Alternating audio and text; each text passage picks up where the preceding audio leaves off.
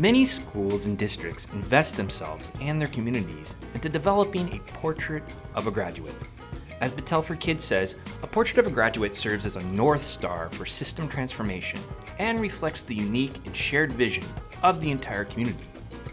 But how can schools and communities support and actualize this vision of a graduate? And how can they know if they're being successful in developing students with the defined characteristics? Abre's Student Success Solution fully supports and empowers schools to deliver on the promise of Portrait of a Graduate. Abre is the whole child platform used by many schools to provide the framework, the system for a Portrait of a Graduate. The solution starts in Abre's Student 360. Student success is a key component in understanding the whole child, and the Student 360 provides a comprehensive view of most aspects of a student, from grades to wellness to internships. In this example, we're using Daisy as a kiddo for our student success. Student success is structured as so. At the top level, schools define badges their students will work towards over the course of their K-12 journey.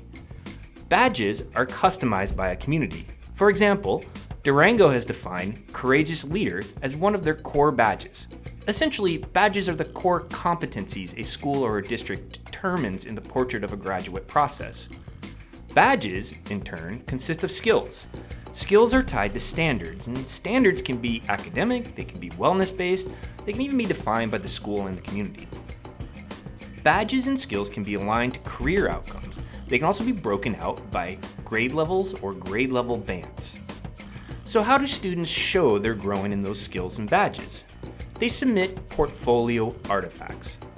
As a teacher or a parent, I can search and filter by date, badges, skills, approval status, and even career fields.